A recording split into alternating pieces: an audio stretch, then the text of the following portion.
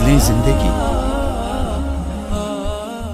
علامات کبریٰ کا ذکر، بڑی علامتیں جو کہ بالکل خرق عادت کے انداز میں ہوگی، جن کا معاملہ جو ہے وہ آپ کے ناپ تول میں نہیں آ سکتا، آپ کی کیمسٹری فزکس ان کا جو ہے وہ نہیں کر سکتی، ادراک ہوگا یہ قیامت کی.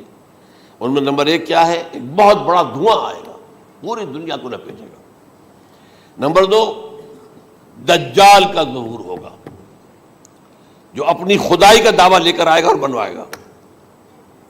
اس کے ہاتھ میں ہو جائیں گے، قبضے میں ہو جائیں گے سارے ذرائع پیداوار کے. اس کی طرف پہلا قدم اٹھ چکا ہو، ٹرپس کے نام سے معاہدہ ہو چکا ہے. کوئی ملک اپنا بیج پیدا نہیں کر سکتا. یہ بیج ہم نے ڈیولپ کیے ہیں. ان کے ڈیولپمنٹ سے پہلے تم ایک ایکڑ سے کتنی گندم لیتے تھے، آج کتنی لے رہے ہو؟ کس بنا پر؟ جینیٹکس کا جو کام ہم نے کیا ہے اس کی بنا پر ہو رہا. ہاں تو ہمارا حق ہے، اس کی رائلٹی ہمارے پاس آنی چاہیے.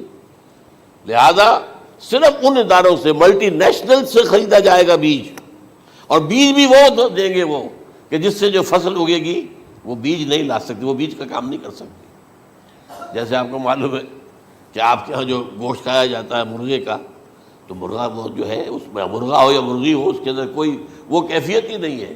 ان کے انڈے جو ہے ان سے آپ بچے حاصل نہیں کر سکتے. ہے تو انڈا، دیکھنے کو تو انڈا ہے، لیکن وہ بنڈا جو ہے اس سے بچہ تو نہیں حاصل کر سکتے. ایسے ہی وہ گندم کا بیج لیں گے، نظر آئے گی گندم، لیکن اس کے اندر وہ صلاحیت نہیں ہے کہ اس سے جو فصل اگے گی اس کا نتیجہ جو ہے وہ بھی آپ لے سکیں. یہ ہونا ہے، اللہ جانے. قدم اٹھ رہے ہیں ادھر. پھر یہ ہے کہ دابۃ الارض، زمین سے ایک حیوان نمودار ہوگا، زمین شق ہوگی. ابھی میں کہہ رہا ہوں خرق عادت ہے، یہ چیزیں وہ نہیں ہیں جو ہماری کسی حساب کتاب میں جو باتیں پہلے آئی ہیں وہ تو حساب کتاب میں آ رہی ہیں، ساری سمجھ میں آ رہی ہیں، ساری چیزیں مشاہدہ ان کا ہو رہا ہے. لیکن یہ ہے کہ دابۃ الارض، یہ کہتے ہیں کہ کوہ صفا، اس میں تو نہیں ہے حدیث میں، کوہ صفا پھٹے گا اور اس میں سے ایک حیوان دابہ وہ ظاہر ہوگا. تو اسی لیے فرمایا ہے وَإِذَا وَقَعَ الْقَوْلُ عَلَيْهِمْ أَخْرَجْنَا لَهُمْ دَابَّةً مِّنَ الْأَرْضِ تُكَلِّمُهُمْ. تو ہم اندر سے پیٹ کے چیر کر زمین کے پیٹ کو ایک حیوان کو برآمد کریں گے جو انسانوں سے بات کرے گا، گفتگو کرے گا. نمبر 4، طلوع الشمس من المغرب، یہ بھی خرق عادت. سورج تو طلوع ہوتا ہے مشرق سے، غروب ہوتا ہے مغرب میں، لیکن اس وقت معاملہ الٹا ہو جائے. یعنی جو کائنات کے اندر جو گڑبڑ ہوگی کچھ سمجھ میں بات آتی ہے کہ یہ معاملہ جو ہے یہ تو اس پورے سولر سسٹم کو اگر بدل دیتے ہیں تو مشرق مغرب ہو جانا، مغرب مشرق ہو جانا، یہ سمجھ میں آنے والی بات ہے. اس کے بعد ہے عیسیٰ ابن مریم کا نزول، جس کے بارے میں آج میں نے گفتگو کی ہے تفصیل سے. یہ نزول ہونا ہے، یہ علامات قیامت میں سے حضور نے بیان فرمایا ہے، اور قرآن مجید کی جو اصطلاحات ہیں اس کے حوالے سے میں نص قطعی جو ہے وہ میں آپ کے سامنے رکھ چکا ہوں. پھر یاجوج ماجوج کا ایک معاملہ ہے، یہ میں ابھی اس وقت زیادہ اس پر بات نہیں کر سکتا. حضرت عیسیٰ علیہ السلام کے نزول کے بعد دو کام ہوں گے.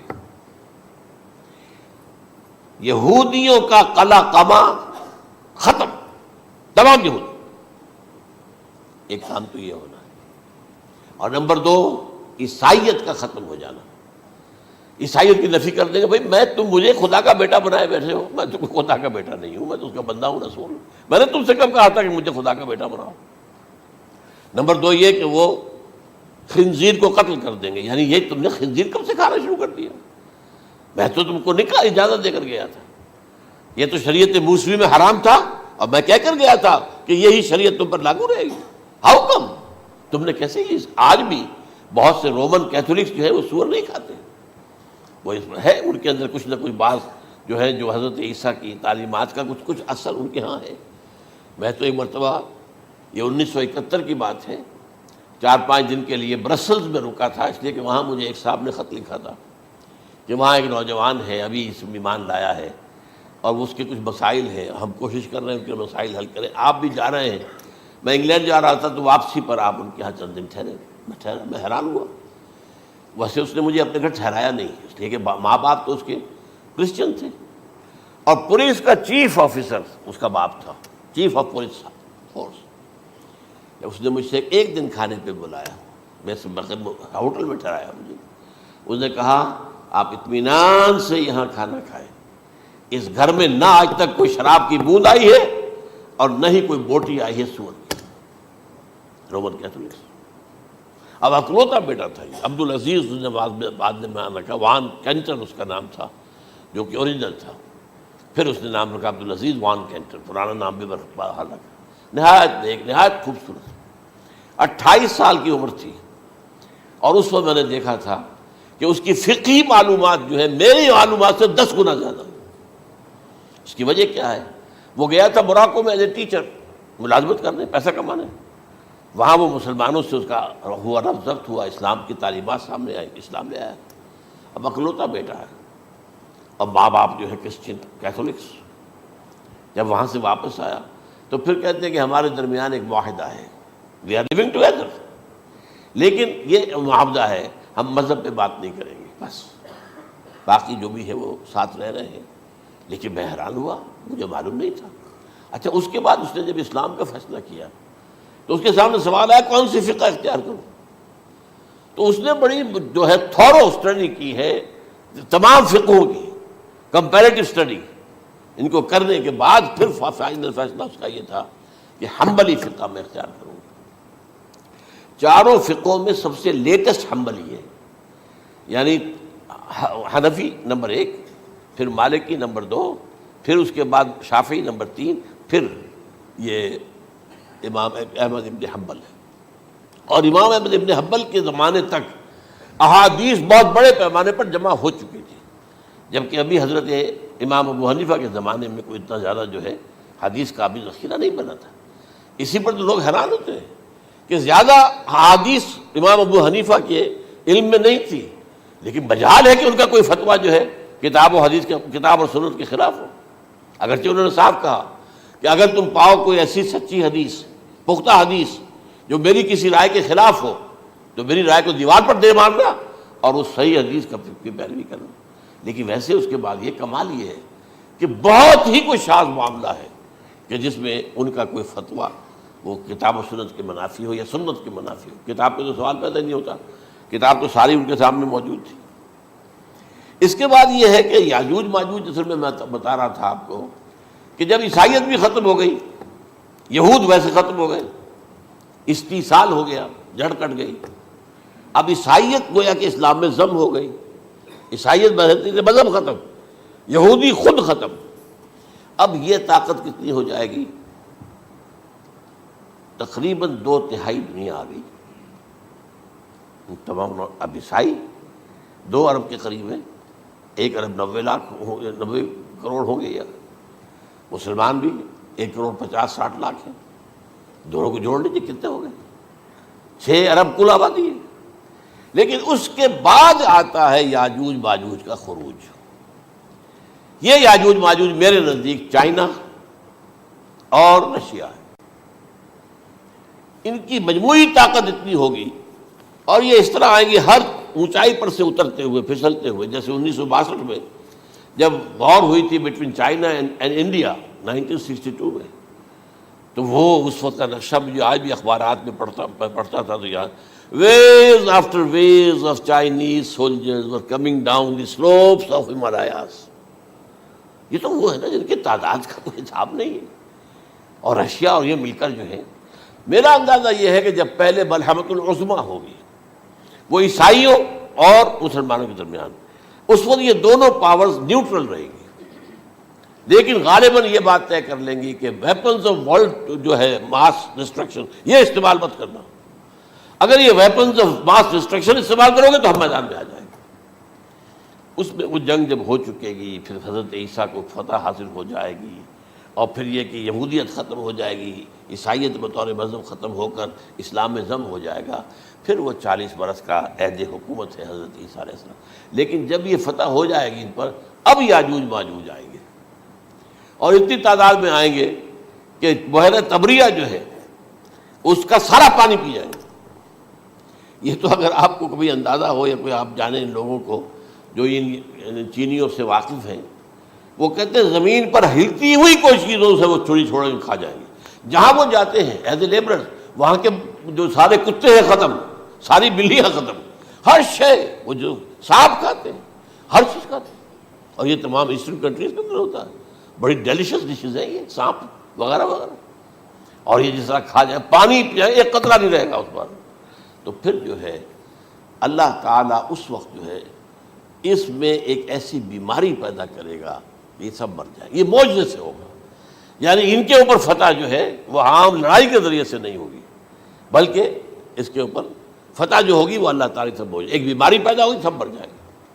اور اس کے بعد اللہ تعالیٰ ایسے پرندے بھیجے گا بڑی لمبی لمبی گردنوں والے، وہ ان سب کو کھا جائیں گے. جیسے ہمارے ہاں گدھ ہوتے ہیں وہ ان کو صاف کر دیں گے. ورنہ تو یہ ہے کہ پوری دنیا کے اندر جو بدبو اور جو پیدا ہوتا معاملہ اس سے، تو اس نوع انسانی کی بقا ممکن نہیں تھی.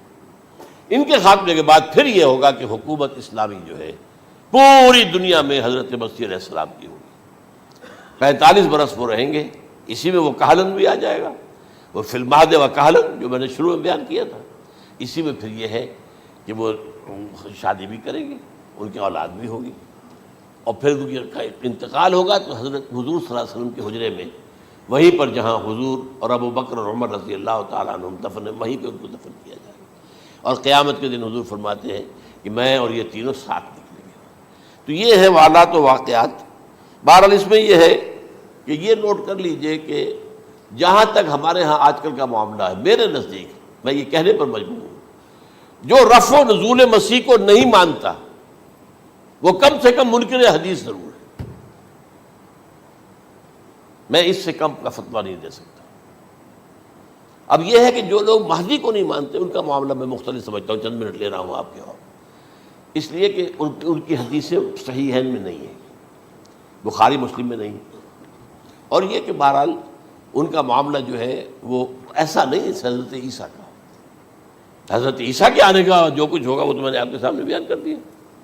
لیکن یہ ہے کہ حضرت مہدی ہمارے نزدیک اس میں خرق عادت کوئی ہے ہی نہیں. جیسے ہر صدی کے مجدد ہوتے ہیں، آخری صدی کے مجدد وہ ہوں گے، اور میرے نزدیک یہی آخری صدی ہے، اور اسی میں حضرت مہدی کا ظہور ہو جانا. سعودی عرب میں کوئی خانہ جنگی ہوگی کسی بادشاہ کے انتقال پر، اور پھر اس وقت یہ ظاہر ہوں گے. اس وقت ملک کے حالات کو سنبھالنے کے لیے لوگ ان کو زبردستی نکالیں گے، چھپے ہوئے ہوں گے ایک گھر میں. یہ حضرت ام سلمہ رضی اللہ تعالی عنہ کی روایت ہے کہ ایک بادشاہ کے انتقال پر یہ خانہ جنگی ہو جائے گی، اور ایک شخص مدینے سے بھاگ کر مکے میں چھپ جائے گا. یہ تو ہے ان کے الفاظ، میں توجیہ کر رہا ہوں. یہ لوگ ان کی طرف دیکھ رہے ہوں گے کہ یہ جو وقت آیا ہے فتنے کا ہماری قوم پر، ہمارے ملک پر، تو ان کی شخصیت ایسی ہے کہ یہ بیچ میں آئیں، صلح صفائی کرائیں، اور وہ جو ہے اس ذمہ داری سے بچ کر بھاگیں گے اور جا کر مکے میں چھپ جائیں گے. پھر لوگ انہیں تلاش کر کے نکالیں گے اور زبردستی ان کے ہاتھ پر بیعت کریں گے، ورنہ وہ اتنے بڑے منصب کو. اور پھر یہ بھی ہے، ایک حدیث میں آتا ہے یصلحو فی لیلۃ واحدہ، ایک رات میں ان کی مکمل اصلاح کر دیں گے. یعنی اگر کوئی تھوڑا بہت نقص اور عیب کوئی ہوا بھی، کوئی کمی کوتاہی ہوئی بھی، تو اللہ تعالیٰ ایک رات میں اصلاح کروا دیں. لیکن ہمارے نزدیک اس قدر کوئی خرق عادت ہے ہی نہیں. البتہ جو کہتے ہیں اہل تشیع، وہ خرق عادت ہے کہ ان کے 12ویں امام جو ہے وہ بچپن ہی کے اندر اس خوف سے کہ جو بنو عباس بادشاہ ہیں وہ ان کو قتل کر دیں گے، تو وہ ایک غار میں چھپا دیے گئے. اب وہ 1200 برس سے اس غار کے اندر چھپے ہوئے، اور اس کے بعد وہ ظاہر ہوگی، وہ امام مہدی ہوں گے. اس میں خرق عادت ہے. لیکن میں یہ کہتا ہوں کہ محض خرق عادت کی بنیاد پر ہم اس کی نفی نہیں کریں گے. کیوں؟ کیا ہم یہ نہیں مانتے کہ اصحاب کہف 300 برس تک سوئے رہے؟ یہ کیا عام بات ہے؟ حضرت عزیر علیہ السلام اللہ نے انہیں موت دی، موت، اور 100 برس کے بعد زندہ کر کے اٹھا لیا. تو خرق عادت حضرت عیسیٰ کو ہم اتنا بڑا خرق عادت مانتے ہیں کہ اٹھا کر آسمان پر، تیسرے آسمان کے اوپر ہیں، موجود ہیں، اب بھی ہیں. شب معراج میں تیسرے آسمان پر حضور کی ملاقات ان سے ہوئی.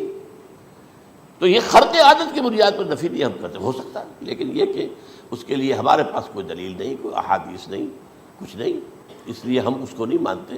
البتہ خود وجود جو ہے حضرت مہدی کا وہ کوئی عجیب بات نہیں ہے. وہ تو جیسے پہلے بھی آئے ہیں ہمارے مجددین، ایسے مجدد ہوں گے اور دین کو تازہ کر دیں گے.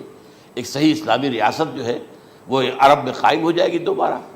حضور نے فرمایا وہ عدل اور انصاف سے عرب کو اسی طرح بھر دے گا جیسے کہ وہ اس سے پہلے ظلم اور جور اور زیادتیوں کے سے بھری ہوئی ہوگی. تو یہ کام ہوگا، یہ تو مجدد کا کام ہوتا ہی ہے. اس حوالے سے. لیکن بہرحال میں نے پھر بھی کہا کہ اگر احادیث کی کمزوری کی وجہ سے کہ صحیح عین میں نہیں ہے، اگر کوئی شخص انکار کرے تو مجھے کوئی اعتراض نہیں ہے، ٹھیک ہے. لیکن جو حضرت عیسیٰ کے نفع سماوی اور حضرت عیسیٰ کے نزول کا انکار کرتا ہے، وہ کم سے کم، میں انہیں اور آگے کوئی فتویٰ نہیں دیتا کہ وہ کافر ہو گئے یا یہ ہو گیا یا وہ ہو گیا، لیکن منکر حدیث کے لائن میں تو وہ لازماً کھڑے ہو گئے.